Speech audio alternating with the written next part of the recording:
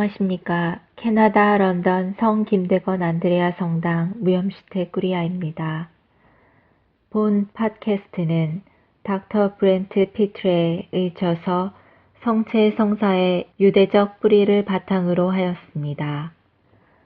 구약에는 성체에 대한 세 가지 그림자, 즉 세 가지 예형이 있습니다. 바로 과월절 축제의 양고기, 하늘에서 내려온 만나, 그리고 성소에 올려진 12개의 제사빵입니다. 오늘은 과월절 축제의 양고기에 대해서 알아보겠습니다. 파스칼란 무엇일까요? 탈출기 13장에 따르면 과월절 예식이란 하느님께서 이스라엘 민족이 이집트를 탈출하던 첫날 밤을 기념하여 대대로 지내라고 명하신 예식이었습니다. 여기서는 편의상 이집트를 탈출하던 그 역사적인 첫날 밤에 행했던 예식을 파스카 예식이라고 하고, 그 후로 유대인 후손들이 이것을 기념하여 지낸 예식을 과월절 예식이라고 구별하겠습니다. 파스카 첫날 밤은 이집트 탈출이 시작되는 밤이었습니다. 이스라엘 민족은 이날을 시작으로 노예로서 파라오를 섬기는 삶에서 탈출하여 자유인으로서 하느님을 섬기는 삶으로 옮아가게 됩니다. 재앙이 있던 그 첫날 밤에 이집트인이나 이스라엘인 상관없이 이집트 땅에 있던 모든 마다들은 죽을 운명이었습니다. 그런데 이스라엘 민족은 마다들 대신 양을 죽이고 그 피를 집 입구에 표시했습니다. 양의 생명을 마다들의 몸값으로 바치고 마다들의 생명을 구해낸 것입니다. 하느님은 이스라엘 민족을 당신의 마다들이라고 했고, 그래서 마다들은 모든 이스라엘 백성을 상징합니다. 그날 밤 양의 피로 모든 이스라엘 민족이 죽음으로부터 구원을 받았습니다. 이날 밤에 죽음으로부터 구원을 받으려면 세 가지 해야 할 일이 있었습니다. 첫째로 양을 죽여야 했고, 둘째로 양의 피를 받아 입구에 발라야 했고, 셋째로 구운 양의 살을 먹어야 했습니다. 하느님께서는 이스라엘 후손들에게 자자손손 대대로 이날을 기념하여 과월절 예식을 지내도록 명하셨습니다.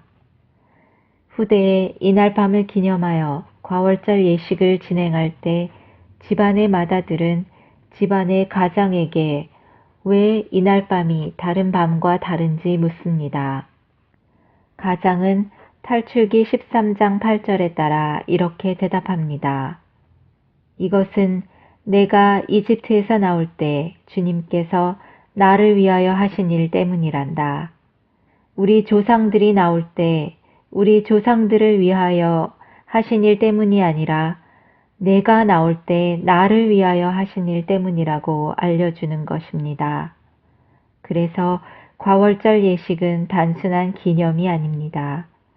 예식에 참여하는 후손 한 사람 한 사람이 타임머신을 타고 그 당시 이집트 첫날 밤에 있었던 일을 자신이 직접 겪는 것처럼 그 파스카 첫날 밤에 참여하는 것입니다. 후손들은 과거 조상에게 일어난 일을 단순히 회상하는 것이 아니라 과월절 예식을 통해서 그때의 일을 재현하고 있었던 것입니다. 세월이 흘러 예언자들은 새로운 탈출을 이끌 메시아를 예언했습니다.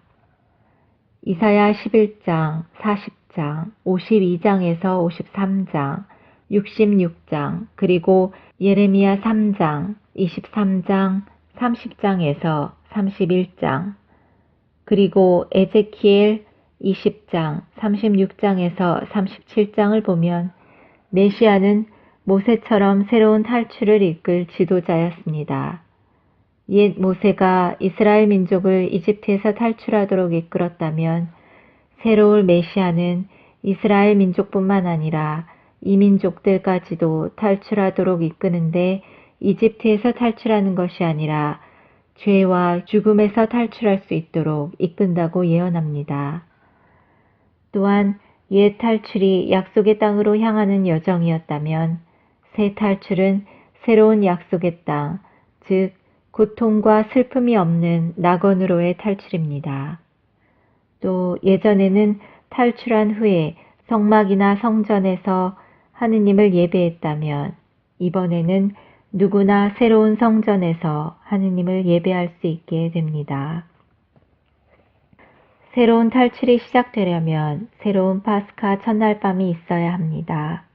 예수님은 파스카 예절을 새로운 파스카로 바꾸셨습니다.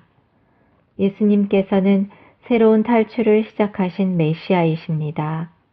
구약의 탈출은 파스카 첫날 밤 이집트에서 10번째 재앙이 내리던 날 밤이었습니다. 그러면 예수님께서 시작하신 새로운 탈출에서 파스카 첫날 밤에 해당하는 것은 무엇일까요? 바로 성목요일 최후의 만찬, 즉 예수님께서 마지막으로 제자들과 함께한 과월절 예식입니다. 그리고 그 예식은 다음날 십자가 죽음까지 이어집니다. 그런데 예수님께서는 당시 유대인들이 지내던 과월절 예식을 조금 변형시키십니다. 첫째로 예수님께서 제자들과 만찬 식탁에서 과월절 예식을 치르는 장면인 마르코 14장, 마테오 24장, 루카 22장을 보면 어디에도 양고기가 거론되지 않습니다. 대신 예수님은 빵이 자신의 몸이요, 포도주가 자신의 피라고 하시며 대대로 기념하여 이를 먹으라 하십니다. 그때까지는 성전에서 양을 잡아 피는 제단에 뿌리고 죽은 양을 집에 가져와서 그 양고기를 구워 먹는 것이 과월절을 기념하는 예식이었습니다. 이제는 예수님께서 그 구운 양고기 대신에 자신의 몸과 피를 먹으라고 하십니다. 그리고 빵과 포도주가 예수님의 몸과 피라고 하십니다. 그렇다면 전에는 성전에서 양을 죽이고 피를 제단에 바치고 나서 양을 먹었는데 이 새로운 파스카 양은 언제 죽는 것일까요? 예수님께서는 바로 그 다음 날 골고타 언덕에서 죽고 피를 흘리십니다. 옛 성전에서가 아니라 스스로 성전이 되셨고 그 성전 안에서 옛 사제들이 피를 제단에 뿌린 것처럼 스스로 대사제가 되어 스스로의 피를 하느님의 제단에 뿌리신 것입니다. 예수님 스스로가 하느님의 어린 양이 되시어 새해 과월절에 희생 제물이 되신 것입니다. 그리고 그 희생 제물이 된 양을 후손들은 빵과 포도주 모양의 음식으로 먹게 되는 것입니다. 예수님께서는 우리가 먹는 빵과 포도주를 희생 제물이 된 자신의 몸과 피라고 하셨는데 과연 이 말은 그냥 상징으로 말씀하신 것일까요? 유대인들의 과월절 음식은 양을 잡는 데서 끝나는 것이 아니라 그 양을 먹어야만 완성되었습니다. 예수님은 새로운 과월절 예식에 희생 제물로 바쳐진 양이십니다. 그러므로 우리는 예수님의 상징물이 아니라 그 골고타 언덕에서 돌아가신 예수님을 개인적으로 직접 먹어야만 예수님께서 새롭게 명하신 예식이 완성되는 것입니다. 그런데 살과 피를 어떻게 먹어야 할지가 문제입니다. 요한복음 6장에서 예수님께서는 나는 하늘에서 내려온 살아있는 생명의 빵이다 라고 하시면서 내 살을 먹고 내 피를 마셔야만 생명을 얻을 것이다. 내 살은 참된 양식이요 내 피는 참된 음료다 라고 말씀하신 적이 있습니다. 이 말을 들은 많은 제자들은 듣기 거북하다 하고 혐오스러워하면서 예수님을 떠났습니다.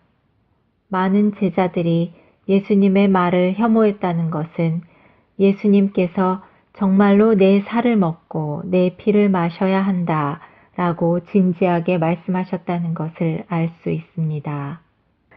이때 예수님께서 사실은 내 살과 피를 먹어라 하는 말은 상징에 불과하다 라고 하시면서 떠나는 제자들을 말렸을까요? 예수님께서는 한치도 물러섬이 없이 오히려 더 나아가셨습니다. 이 말이 너희 귀에 거슬리느냐 하였던 것입니다. 그리고 의미심장한 말씀을 덧붙이셨습니다. 사람의 아들이 전에 있던 곳으로 올라가는 것을 보게 되면 어떻게 하겠느냐. 제자들이 혐오한 이유는 그들이 모두 유대인이었기 때문이었습니다. 하느님께서는 노아와 계약을 할 때 모든 동물을 먹어도 되지만 그 피는 마시지 못한다 하고 명하셨고 레위기 17장에도 피는 마시지 못한다고 모세의 율법에도 정해져 있습니다. 독실한 유대인들이 피를 먹는 것을 혐오할 수밖에 없었습니다. 우리가 예수님의 살과 피를 먹을 수 있는 것은 예수님께서 부활과 승천을 통해서 빵과 포도주의 모습으로 우리가 먹을 수 있게 변모하여 오시기 때문입니다. 예수님이 자신의 살과 피를 먹으라는 것은 비유가 아니었습니다. 다만 최후의 만찬과 십자가의 죽음과 부활을 지나서야 그 의미가 드러나는 말이었습니다. 예수님을 대신하여 말하는 사제의 입을 통해 전능하신 하느님께서는 빵과 포도주의 모습으로 변하시어 우리에게 오시고 우리와 하나가 되십니다. 승천하신 예수님이시기 때문에 성체성사가 세계 수백 곳에서 수천 번 매일매일 있어도 진짜 예수님으로 오실 수 있는 것입니다. 주의해야 할 것은 빵은 예수님의 몸이라고 할 때 그 몸은 예수님의 살 덩어리를 말하는 것이 아니라는 것입니다. 우리는 그 빵을 예수님의 몸과 피, 영혼과 신성이 있는 예수님 자신이라고 믿습니다. 또한 포도주를 예수님의 피라고 할 때도 단순한 피만을 말하는 것이 아니라 역시 그 피는 예수님의 몸과 피, 영혼과 신성이라고 믿습니다. 또 빵이 아무리 쪼개져도 포도주가 아무리 방울져도 각각에 현존하신다고 믿습니다. 그래서 빵과 포도주는 각각 성체이고 같은 말이라고 할 수 있습니다. 사제가 빵을 나눠주며 예수님의 피 해도 틀린 말이 아니고 포도주를 나눠주며 예수님의 몸 해도 틀린 말이 아닙니다. 유대인들이 피를 마시는 것을 혐오했던 것은 하느님께서 피에는 생명이 있다고 말씀하셨기 때문입니다. 예수님의 1세대 신자들인 성모님과 12제자와 70명의 제자와 오순절에 개종한 3,000명은 모두 독실한 유대인들이었지만 이들은 예수님의 피를 기쁘게 마셨습니다. 그것은 유대인들이 피를 혐오한 똑같은 이유 때문입니다. 바로 그 피에는 예수님의 생명이 있었기 때문입니다. 예수님께서는 포도주를 마시며 과거를 회상하라고 명하신 것이 아니라 자신의 피를 마시며 영원한 생명을 얻으라고 우리에게 명하신 것입니다. 우리의 미사는 그 성모교일에 참여하는 것입니다. 옛 유대인들은 과월절 예식을 지내면서 이것은 내가 이집트에서 나올 때 주님께서 나를 위하여 하신 일 때문이란다 하고 말하였습니다. 마치 자신이 그 옛날 이집트에서 재앙이 있던 역사적인 그 첫날 밤을 직접 겪는 것처럼 참여하였습니다.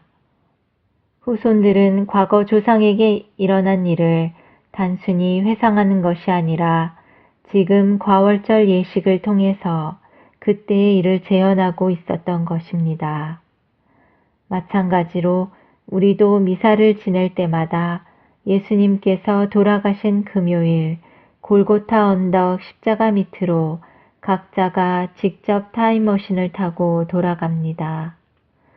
성체 성사를 지낼 때마다 우리는 과거를 회상하고 기념하는 것이 아니라 직접 우리 자신이 재현된 그날을 경험하는 것입니다. 그래서 우리는 모든 미사는 하나다라고 고백합니다.